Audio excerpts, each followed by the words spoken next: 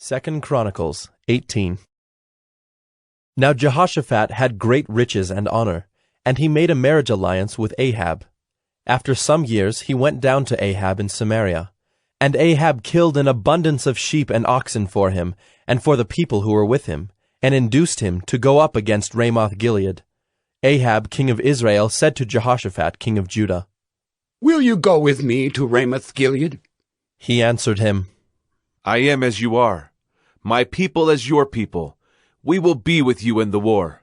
And Jehoshaphat said to the king of Israel, Inquire first for the word of the Lord.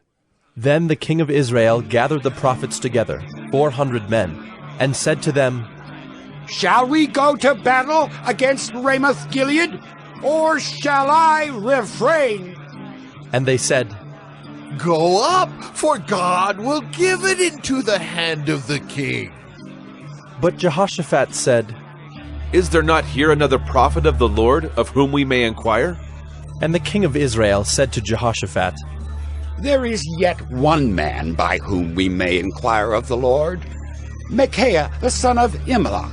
But I hate him, for he never prophesies good concerning me, but always evil." And Jehoshaphat said, Let not the king say so. Then the king of Israel summoned an officer, and said, "Bring quickly Micaiah the son of Imlah." Now the king of Israel and Jehoshaphat the king of Judah were sitting on their thrones, arrayed in their robes.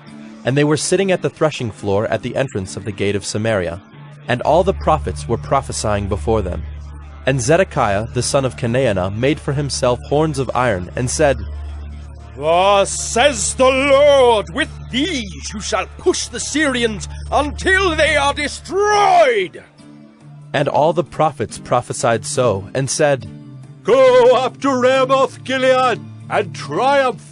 The Lord will give it into the hand of the king.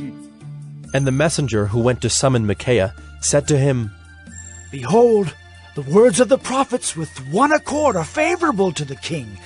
Let your word be like the word of one of them, and speak favorably. But Micaiah said, As the Lord lives, what my God says, that I will speak.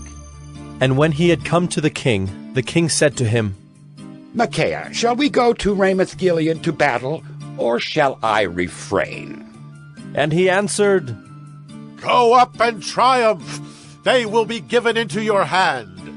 But the king said to him, "How many times shall I make you swear that you speak to me nothing but the truth in the name of the Lord?" And he said, I saw all Israel scattered on the mountains, as sheep that have no shepherd. And the Lord said, These have no master. Let each return to his home in peace. And the king of Israel said to Jehoshaphat, "Did I not tell you that he would not prophesy good concerning me, but evil?" And Micaiah said, Therefore, hear the word of the Lord.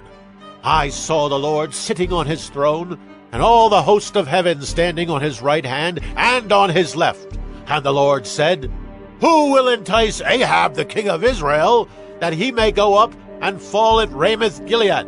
And one said one thing, and another said another. Then a spirit came forward and stood before the Lord, saying, I will entice him. And the Lord said to him, By what means? And he said, I will go out, and will be a lying spirit in the mouth of all his prophets. And he said, You are to entice him, and you shall succeed. Go out and do so. Now therefore, behold, the Lord has put a lying spirit in the mouth of these your prophets. The Lord has declared disaster concerning you. Then Zedekiah the son of Canaan came near and struck Micaiah on the cheek, and said, Which way did the Spirit of the Lord go from me to speak to you? And Micaiah said, Behold, you shall see on that day when you go into an inner chamber to hide yourself. And the king of Israel said, "Seize Micaiah, and take him back to Ammon, the governor of the city, and to Joash the king's son, and say, Thus says the king, put this fellow in prison and feed him with meager rations of bread and water until I return in peace." And Micaiah said, If you return in peace, the Lord has not spoken by me. And he said, Hear, all you peoples! So the king of Israel and Jehoshaphat the king of Judah went up to Ramoth Gilead. And the king of Israel said to Jehoshaphat, I will disguise myself and go into battle, but you wear your robes. And the king of Israel disguised himself, and they went into battle. Now the king of Syria had commanded the captains of his chariots, Fight with neither small nor great, but only with the king of Israel. As soon as the captains of the chariots saw Jehoshaphat, they said, It is the king of Israel! So they turned to fight against him. And Jehoshaphat cried out, and the Lord helped him. God drew them away from him. For as soon as the captains of the chariots saw that it was not the king of Israel, they turned back from pursuing him. But a certain man drew his bow at random, and struck the king of Israel between the scale armor and the breastplate. Therefore he said to the driver of his chariot, Turn around and carry me out of the battle, for I am wounded. And the battle continued that day, and the king of Israel was propped up in his chariot facing the Syrians until evening. Then at sunset he died.